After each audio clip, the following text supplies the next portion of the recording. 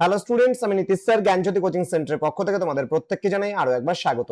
তো আজকে আমি তোমাদের সঙ্গে আলোচনা করব এনইপি 4 ইয়ার আন্ডার গ্র্যাজুয়েট প্রোগ্রামের অধীনস্থ যে সমস্ত ছাত্রছাত্রীরা যারা নর্থ বেঙ্গল ইউনিভার্সিটি আন্ডার বিভিন্ন কলেজগুলোতে ফোর্থ সেমিস্টারে পড়াশোনা করছো তাদের জন্য আজকে মেজর যে এডুকেশন রয়েছে তার পেপার নাম্বার 7 এর লাস্ট মিনিট সাজেশন 2026 নিয়ে আলোচনা করব।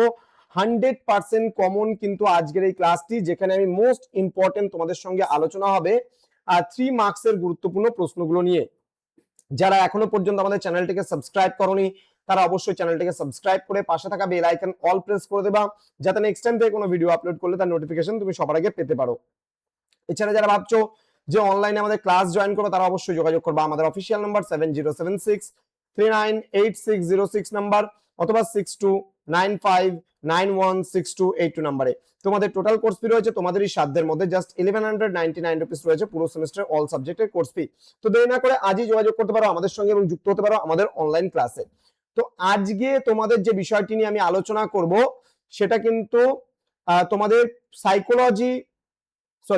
Psychology of teaching and instruction. Okay, প্রশ্নমান 3 এর জন্য what do you mean by teaching, then what is the lecture method of teaching, next write the relationship between teaching and instruction, next write any 3 natures of classroom teaching, mention the stages of teaching according to system approach, next mention any 3 advantages of storytelling method of teaching, next write any 3 importance of system approach in teaching, next what do you mean by input variables, next mention any 3 barriers of classroom communication, next state any 3 characteristics of macro teaching, next what do you mean by instruction in teaching learning process,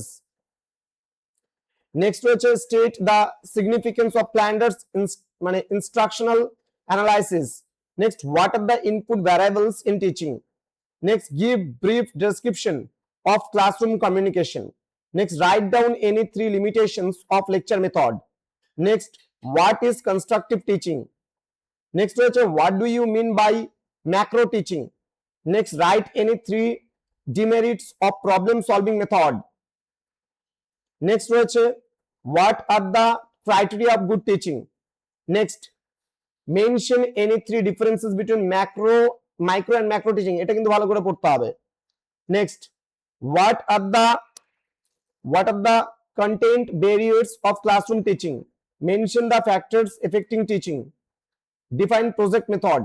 এই প্রত্যেকটা প্রশ্ন আর একটা demonstration. ওকে, এই প্রত্যেকটা প্রশ্ন কিন্তু VVI প্রশ্ন, একেবারে বেছে দেওয়া কিছু প্রশ্ন শেষ মুহূর্তে এই প্রশ্নগুলো পড়া উচিত তোমাদেরকে। খুব ভালো করে পড়লে পারে কিন্তু এখান থেকে 100% কমন পাওয়া। এমনিতেই 3 এর গুলো কাটছাট করার কিছু থাকে না, কারণ 12 এবং 6 এর গুলোর মধ্যে থেকেই কিন্তু 3 এর গুলো বাড়ায়, যার জন্য 3 এর গুলো একটু বেশি সংখ্যায় দাঁড়ায়। তো স্টুডেন্ট, দেখা হবে খুব তাড়াতাড়ি তোমাদের সঙ্গে আরো একটা নতুন ক্লাস নিয়ে। তোমরা প্রত্যেকেই ভালো থেকো, সুস্থ থেকো। Thank you so much, thanks for watching after all, thank you.